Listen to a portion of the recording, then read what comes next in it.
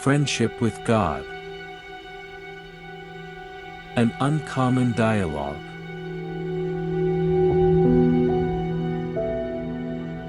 8.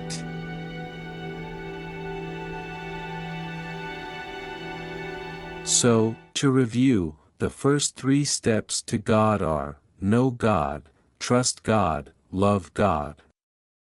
Right. Everybody loves God. That last one should be easy. If it's so easy, why are so many of you having such a hard time doing it? Because we don't know what it looks like to love you. And that's because you don't know what it looks like to love each other. The third step may not be easy on a planet where loving someone without need is unheard of, where loving another unconditionally is rarely practiced, and where loving everyone without limitation is actually thought of as wrong. Human beings have created a lifestyle in which feeling oneness with everyone all of the time does get them in trouble. And you've just named the chief causes of all this trouble. You might call these the 3 great I.O. vendors. 1. Neediness. 2. Expectation. 3. Jealousy. You cannot truly love another when any of these 3 is present. And you certainly can't love a God who indulges in any one of these, much less all of them. Yet that is exactly the kind of God you believe in, and, since you've declared it to be good enough for your God, you've allowed it to be good enough for yourselves as well. So that is the environment within which you seek to create and sustain your love for each other. You have been taught of a God who is jealous, who has enormous expectations, and who is so needy that if his love for you is unrequited, he'll punish you with everlasting damnation. These teachings are now a part of your cultural story. They are so embedded in your psyche that it will be a major undertaking to root them out. And yet, until you do, you cannot ever hope to truly love each other, much less me. What can we do? In order to solve a problem, you have to first understand it. Let's take a look at this particular problem one element at a time. Neediness is the most potent love killer there ever was. Yet most members of your species do not know the difference between love and need, and so they have confused the two, and continue to do so daily. Need is when you imagine that there is something outside of yourself that you do not now have, and that you require in order to be happy. Because you believe that you need this, you will do almost anything to get it. You will seek to acquire what you think you require. Most people acquire what they think they require by trading. They trade what they already have for what they seek to have. It is this process they call love. Yes, we have had this discussion before. Indeed, we have. But this time, let's take it one step further because it is important to understand how you came to this idea about love. You imagine that this is the way to show your love for each other because you have been taught that this is the way God shows love for you. God has worked out a trade deal: if you love me, I'll let you into heaven. If you don't love me, I won't. Someone has told you that this is the way God is, and so this is the way you have become. It's as you've said, what's good enough for God ought to be good enough for me. Precisely. Thus have you created in your human mythology a story that you live out every day: love is conditional. Yet this is not a truth, but a myth. It is part of your cultural story, but it is not a part of God's reality. In reality, God needs nothing, and thus requires nothing from you. How can God need anything? God is the all-in-all, the everything, the unmoved mover, the source of anything that you could imagine that God needs. Understanding that I have everything, am everything, and require nothing is part of knowing me. Step 1 in having a friendship with God. Yes. Once you truly know me, you begin to disassemble your myth about me. You change your mind about who I am, and how I am. And once you change your mind about how I am, you begin to change your mind about how you have to be. That is the start of transformation. That is what a friendship with God does. It transforms you. I am so excited about this. No one has ever explained things to me this simply, this clearly. Then listen to this carefully, for here comes the greatest clarity of all. You are made in the image and likeness of God. Now this you have always understood. For this, too, you have been taught. Yet you are mistaken about what my image and likeness is. Thus have you been mistaken about what your image and likeness can be. You imagine that I am a God who has needs, among them, the need to have you love me. Now, some of your churches have sought to describe this as not having a need for your love, but merely a desire for it. It is simply, they say, my desire that you love me, but I will never force you to. Yet is a desire not a need if I am willing to torture you for all eternity if I don't get it? What kind of a desire is that? And so, being made in my image and likeness, you have called it normal to experience the same kind of desire. Thus have you created your fatal attractions. But now I am telling you that I have no needs. All that I am within myself is all that I require in order to express all that I am outside of myself. This is the true nature of God. This is the image and likeness in which you are made. Do you understand the wonder of that? Do you see its implications? You, too, are without needs. There is nothing that you need in order to be perfectly happy. You only think that there is. Your deepest, most perfect happiness will be found within, and once you find it, nothing exterior to yourself can match it, nor can anything destroy it. Oh, boy, the old happiness is within sermon. Excuse me, but how come I don't experience that? Because you do not seek to. You seek to experience the grandest part of yourself outside of yourself. You seek to experience who you are through others, rather than allowing others to experience who they are through you. What did you say? Would you say that again? I said, you seek to experience who you are through others, rather than allowing others to experience who they are through you. That may be the most important thing you ever said to me. It is a fairly intuitive statement. What does that mean? I don't know what that means. Many of life's most important statements are intuitive. You know that they are true before you know why or how.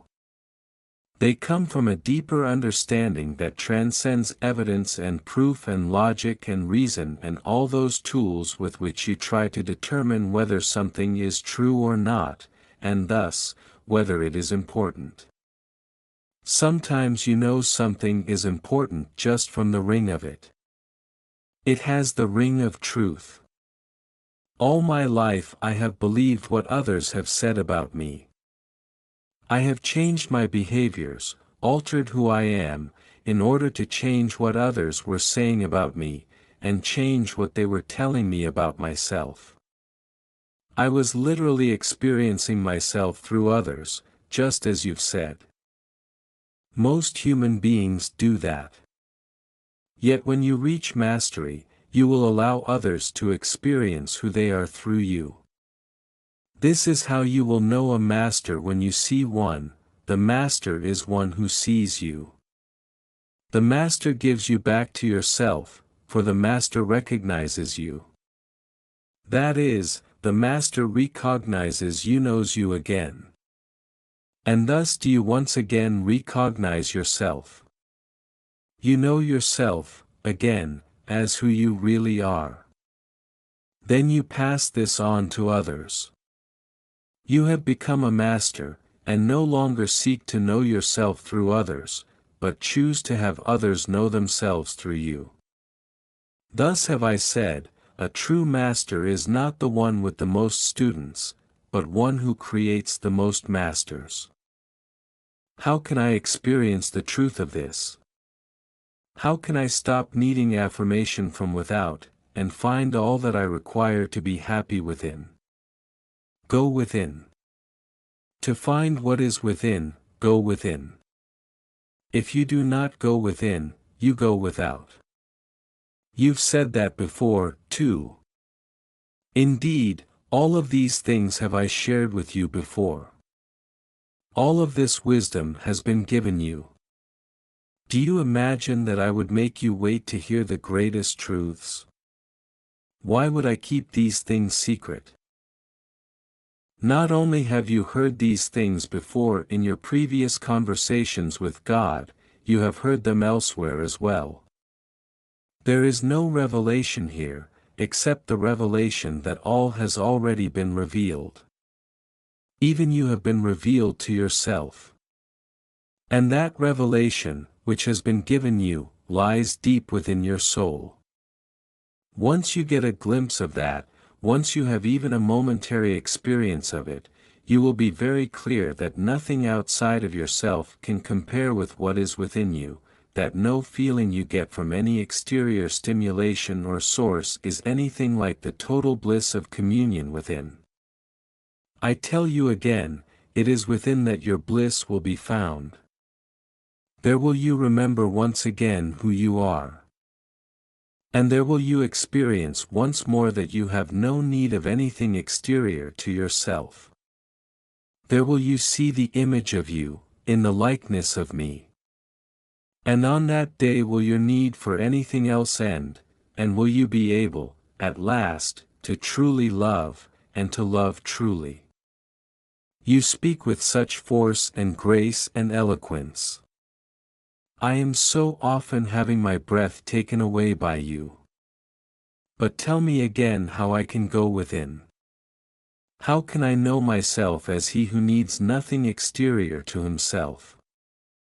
Simply be quiet. Be with yourself in the stillness. Do this often. Do this daily.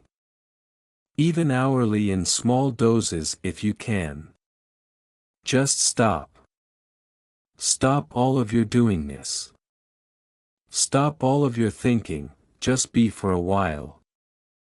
Even for only a moment. It can change everything. Take an hour every day at dawn and give it to yourself.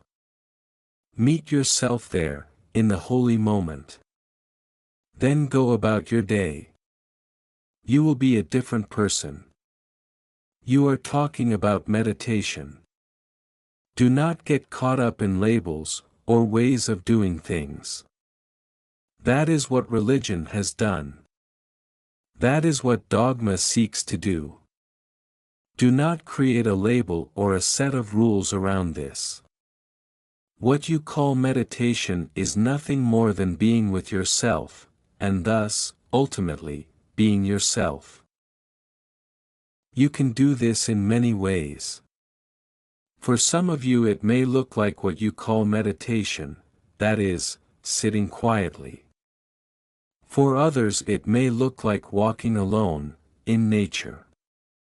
Scrubbing a stone floor with a brush on hands and knees can be a meditation, as many a monk has discovered. Others, outsiders, come to a monastery and see this work and think, oh, what a hard life.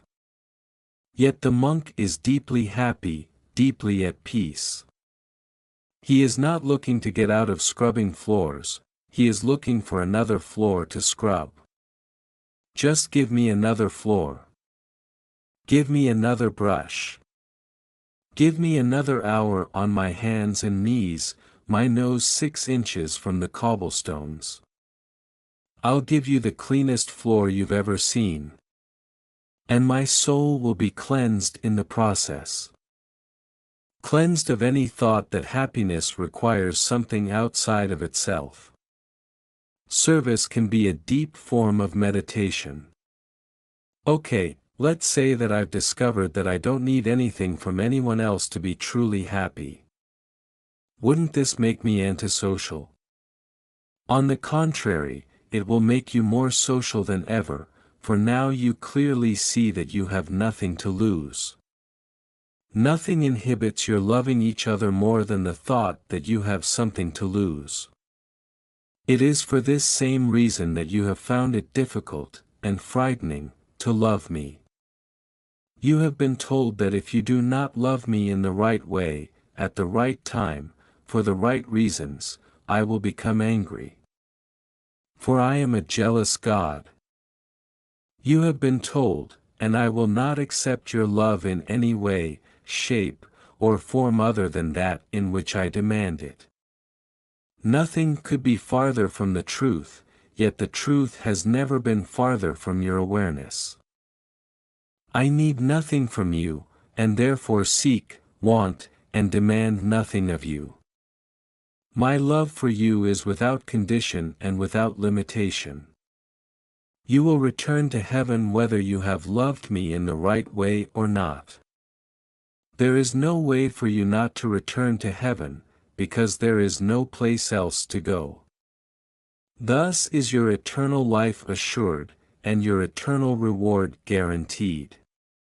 You said in conversations with God that even making love, experiencing sexual ecstasy, can be a form of meditation. That is correct. But that is not being with the self. That feels like being with another, then you do not know what it is like to be truly in love.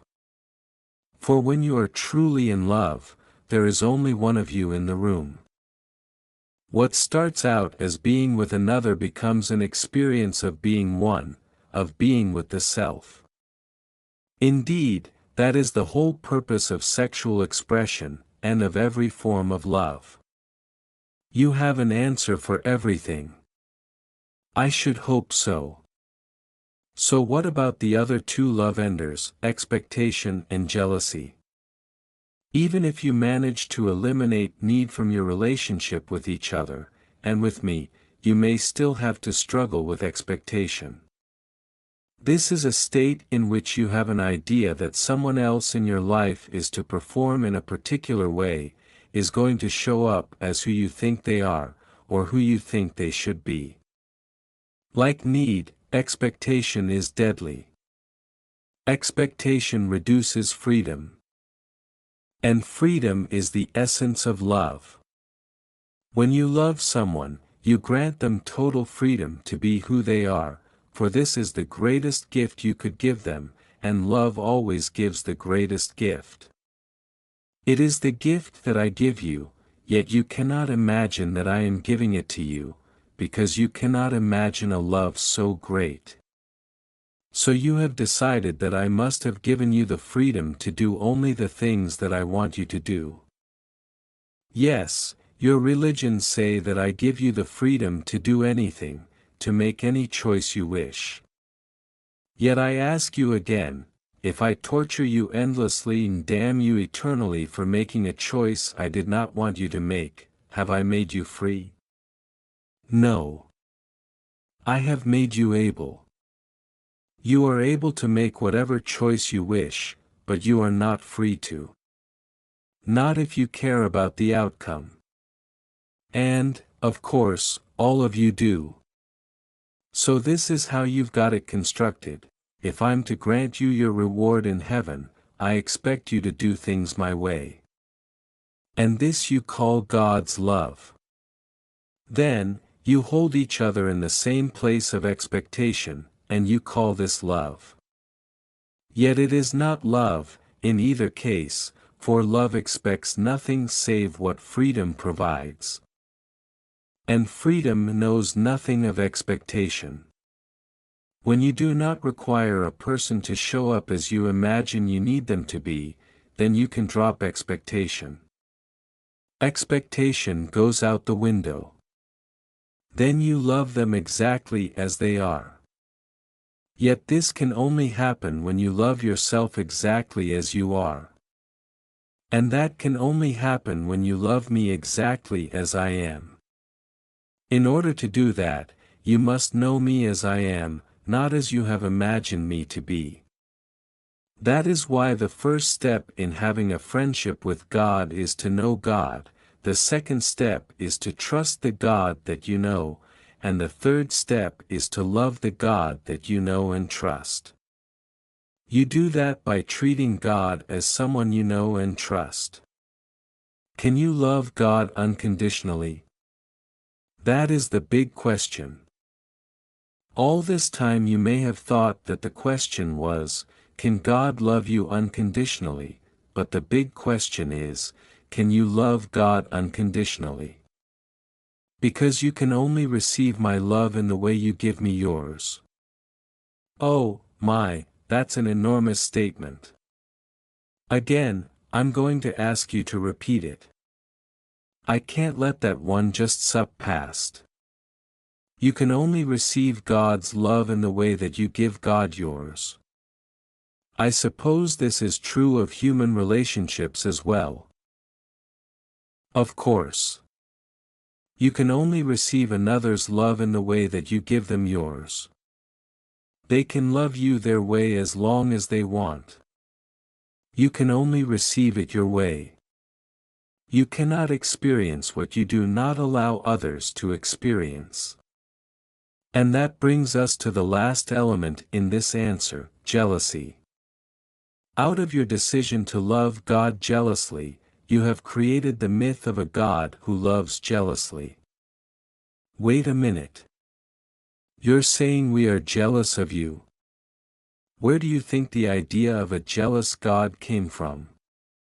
You have tried as hard as you can to co-opt my love. You have tried to be the sole owner. You have laid claim to me, and done so viciously. You have declared that I love you, and only you. You are the chosen people, you are the nation under God, you are the one true church. And you are very jealous of this standing that you have bestowed upon yourself. If someone claims that God loves all people equally, accepts all faiths, embraces every nation, you call that blasphemy. You say it is a blasphemy for God to love in any way other than the way you say God loves. George Bernard Shaw said that all great truths begin as blasphemies. He was right. This jealousy-ridden kind of love is not the way that I love, yet this is the way that you have perceived my love, because this is the way that you have loved me.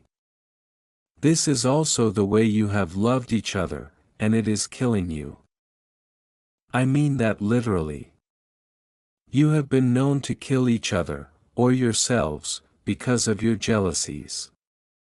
If you love another person, you tell them that they must love you, and only you. If they love another person, you become jealous. And this is not where it begins and ends. For you are not only jealous of other people, you are jealous of jobs, of hobbies, of children, of anything that takes the focus of your loved one away from you. Some of you are jealous of a dog, or a game of golf. Jealousy takes many forms, it has many faces. Not a one of them is beautiful. I know. Once, in a moment when I was having jealous feelings about a woman named Dawn with whom I was deeply in love, I was expressing that to her, and she said to me, very quietly, "Neale, this is not a very attractive part of you." I never forgot that. It was stated so simply, without emotion. It was just a matter of fact. There was no argument about what I had just said, and no lengthy discuss about what she had just said. She just put that thought out into the room. It was shattering. Dawn gave you a great gift. Yes, she did. Still, jealousy has been hard for me to get over. Just when I think I'm rid of it at last, here comes more. It's like it's in hiding, and I don't even know that it's there. In fact, I swear that it's not there. And then, boom, there it is. I think I experience less of it now, but if I said that I don't ever feel any, I'd be lying. You're working on it, that's enough. You're recognizing it for what it is, and that's good. But how can I get rid of it? I know some people who actually have gotten rid of it, completely. How do they do that? I want to do that. You mean you're jealous of people with no jealousy? That's pretty funny. Cute. You're cute, you know that. Of course I do. What do you think keeps me going? Okay, so what's the answer? Get rid of your idea that happiness depends on anything outside of yourself, and you will get rid of jealousy. Get rid of your thought that love is about what you get in trade for what you give. And you will get rid of jealousy. Get rid of your claim on any other person's time or energy or resources or love, and you will get rid of jealousy. Yes, but how do I do that? Live your life for a new reason. Understand that its purpose has nothing to do with what you get out of it, and everything to do with what you put into it. This is also true of relationships. The purpose of life is to create yourself anew, in the next grandest version of the greatest vision ever you held about who you are. It is to announce and become, express and fulfill, experience and know your true self. This requires nothing of the other people in your life, or any other person in particular. That is why you can love others without requiring anything of them. The idea of being jealous of the time that those you love spend playing golf, or working at the office, or in the arms of another is an idea that can only occur to you if you imagine that your own happiness is compromised when the one that you love is happy. Or that your happiness depends on your loved one always being with you, rather than being with someone else, or doing something else. Exactly. But hold on a minute. Do you mean that we shouldn't even be jealous when our loved one is in the arms of another? You mean that infidelity is okay? There is no such thing as okay and not okay. These are measures that you are making up. You are creating them, and changing them, as you go along. There are those who say that this is the very problem with society today, that we are being spiritually and socially irresponsible. We are changing our values in the moment, to suit our purposes. Of course you are. That is the way life is. If you did not do that, life could not proceed. You would never make any progress at all. Do you truly want to hold on to your old values forever? Some people do. They want to hang women in the town square, calling them witches, as you did just a few generations ago. They want their church to send soldiers out on crusades, killing people by the thousands for not confessing the one true faith. But you're using historical examples of human behaviors that arose out of misplaced values, not old values. We've risen above those behaviors. Have you? Have you looked at your world lately? Yet that is another subject altogether. Let's stick to this one. Changing values are the sign of a maturing society. You are growing into a larger version of yourself. You are changing your values all the time as you gather new information, as you bring in new experiences, as you consider new ideas and discover new ways of looking at things, and as you redefine who you are. This is a sign of growth, not of irresponsibility. Let me get this straight. It is a sign of growth to be okay with our loved one hanging out in the arms of another. It is a sign of growth not to have your peace taken away from you by that. Not to disrupt your life because of that. Not to end your life because of that. Not to kill another because of that. All of these things humans have done. Even now, some of you are killing others because of that, and most of you are killing your love because of that. Well, I don't agree with killing, of course, but how can it not kill your love for someone when they are loving another at the same time they say that they are loving you?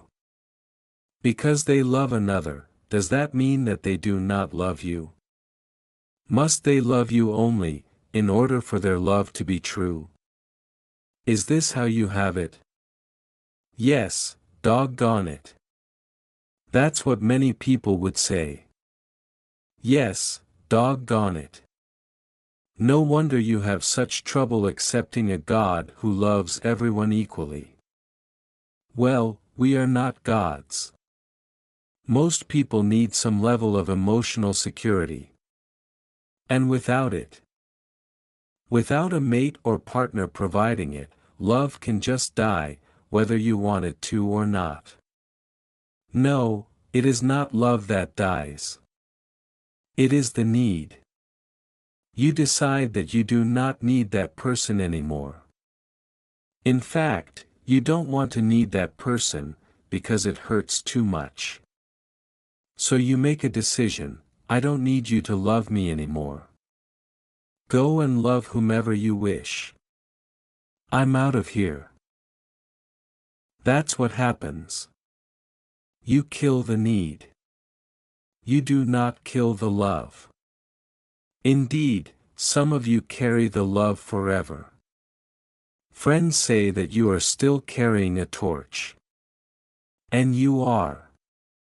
It is the light of your love, the flame of your passion, still burning inside of you, shining so brightly that others can see it. But this is not bad.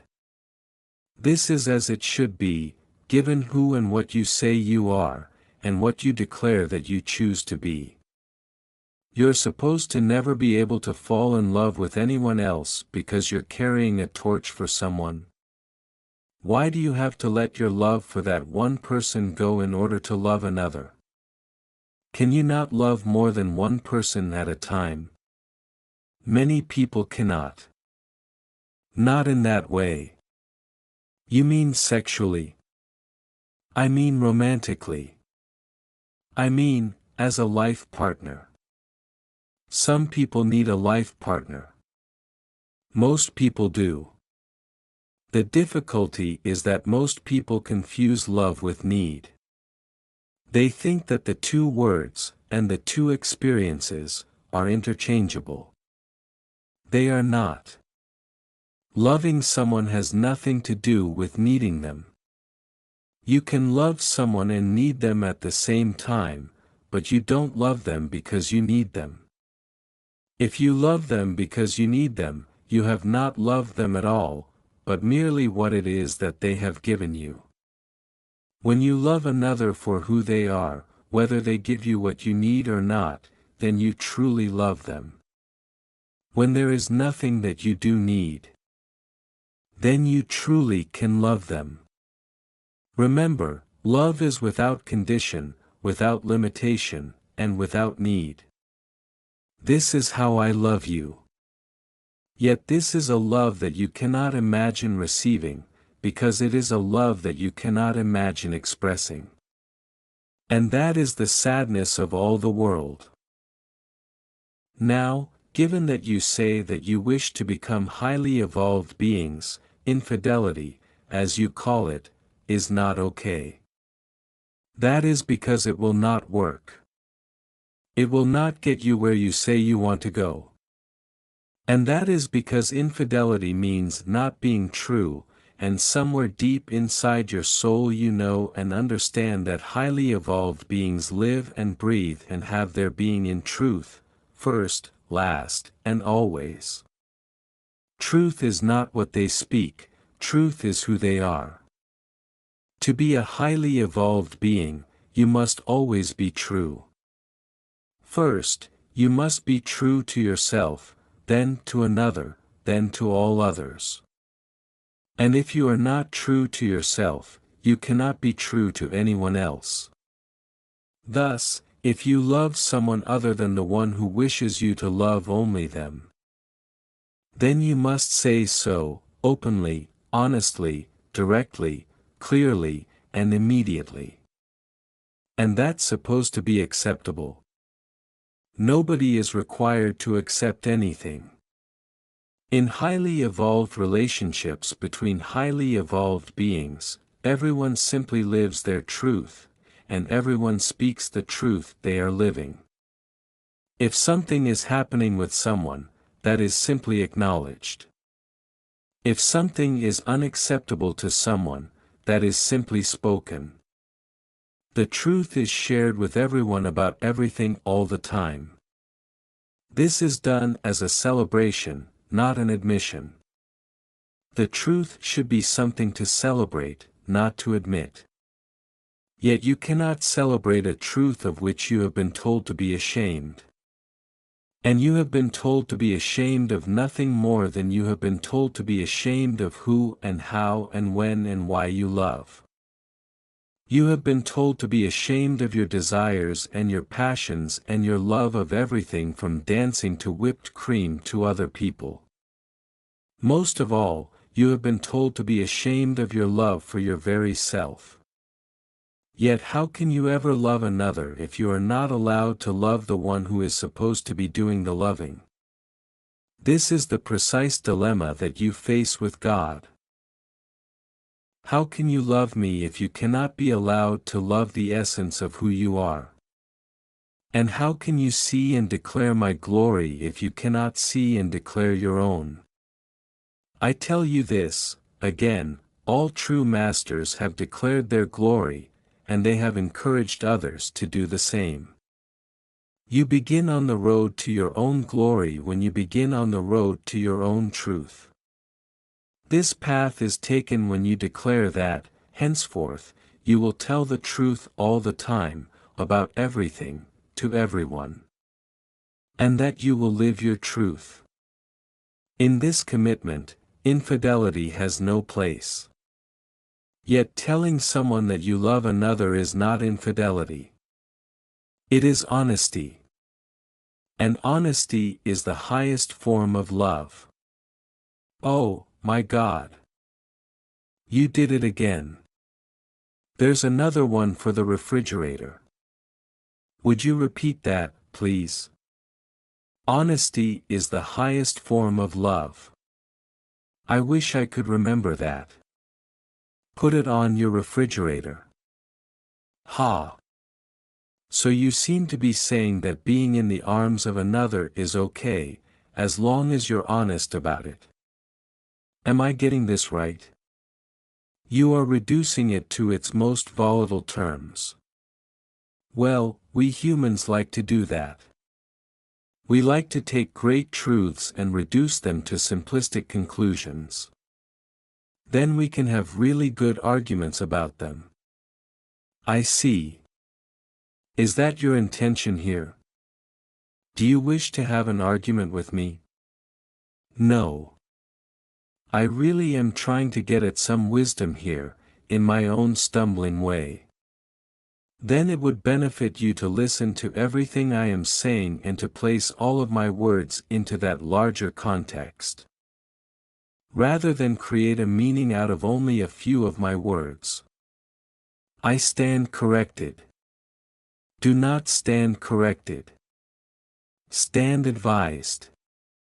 A correction is for someone who has done wrong. Advice is for someone who is seeking direction. God gives direction, not correction, commendation, not condemnation. Phew. Oh, boy. I know. Another bumper sticker. Well, it is. It really is. Make as many bumper stickers as you like. shirts, too. Get the word out. Stop at nothing. Do a movie. Go on television. Be shameless. While you're at it, be shameless about love. Get the shame out of it, and replace it with celebration. You may want to do the same thing about sex. Let's not get into that, or we'll never get my question answered. Are you saying that being in the arms of another is okay, as long as you're honest about it? I am saying that a thing is okay or not okay depending on what you decide about it. I am saying that people in relationship cannot even know if it is okay with them if they do not know that it is occurring. I am saying that what does not work in highly evolved relationships is lying about anything. I am saying that lying is lying, whether it is by commission or omission. And I am saying that once the whole truth is told, your decision about whether you can love a person who has loved, or is now loving, another is ultimately based on what you declare to be your most appropriate and comfortable form of relationship, and that this will be based, in most cases, on what you imagine that you need from another person in order to be happy. I am saying that if you need nothing, then you can love another unconditionally, without any limitations whatsoever. You can grant them total freedom. Yes, but then you wouldn't be in a life partnership with them. You wouldn't, unless you would. Mastery is reached when this becomes a decision and a choice based on what is true for you, rather than what someone else has told you ought to be true.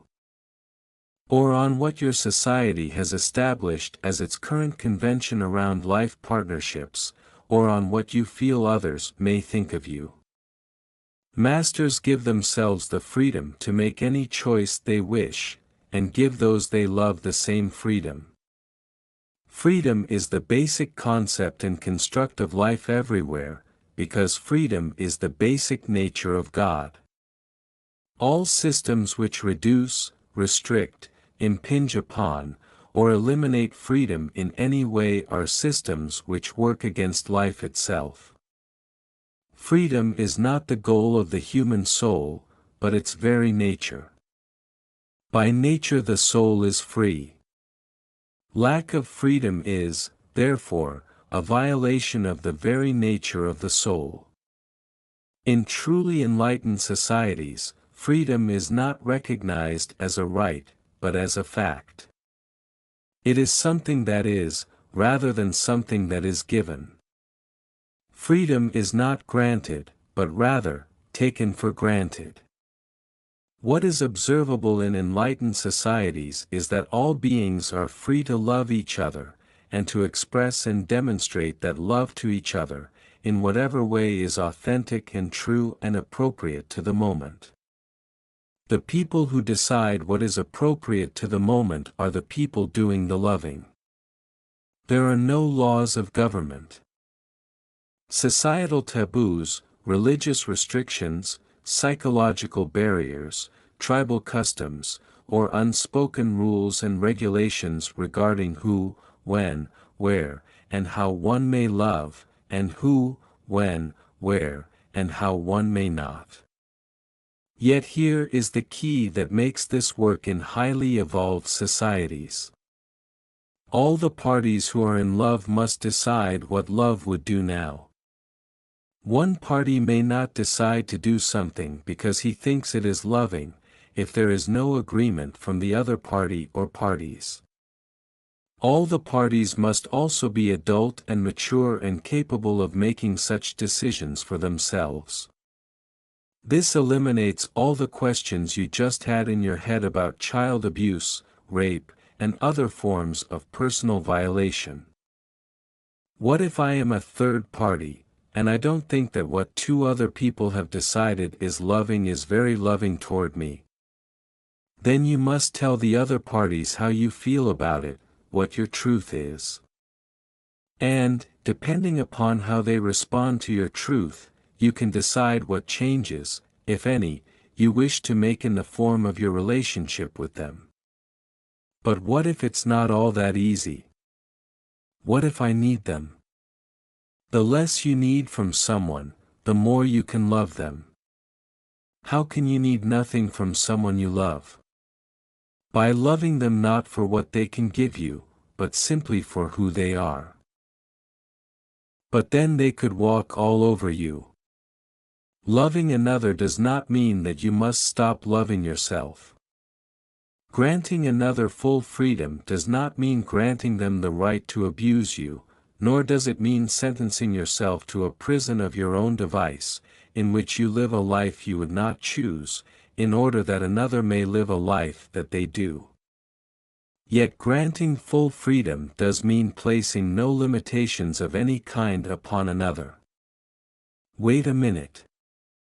How can you stop another from walking all over you if you don't place any limitations on them? You do not place limitations on them, you place limitations on yourself. You limit what you choose to experience, not what another is allowed to experience.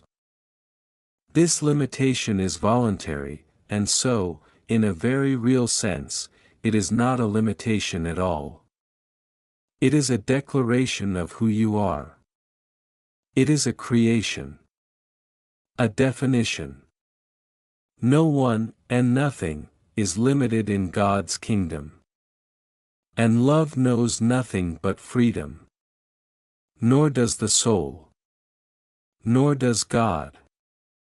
And these words are all interchangeable. Love. Freedom. Soul. God. All carry aspects of the other. All are the other. You are free to announce and declare who you are in every moment of now. Indeed, you are doing so, without even knowing it. You are not free, however, to declare who someone else is, or who they must be. This, love would never do. Nor would God, who is the essence of love itself. If you wish to announce and declare that you are a person who needs and requires the exclusive love of another in order to be happy, in order to feel comfortable and appropriate and secure, you are free to announce that. You will show it with your actions in any event, they will be your announcement.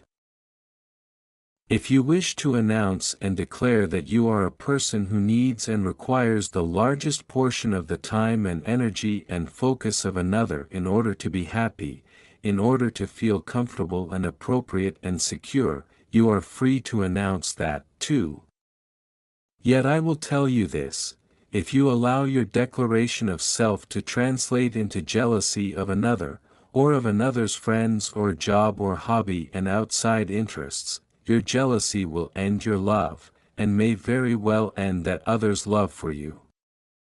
The good news is that defining who you are, and who you choose to be, does not have to translate into jealousy of another, nor into control over them.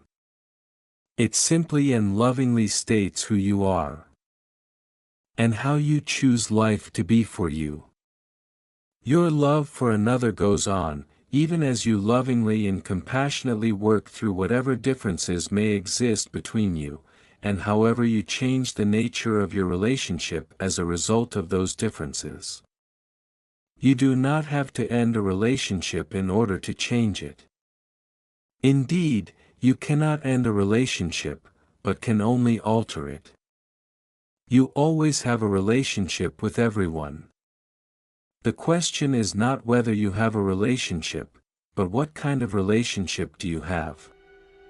Your answer to this question will affect your life forever, and, indeed, could truly change the world.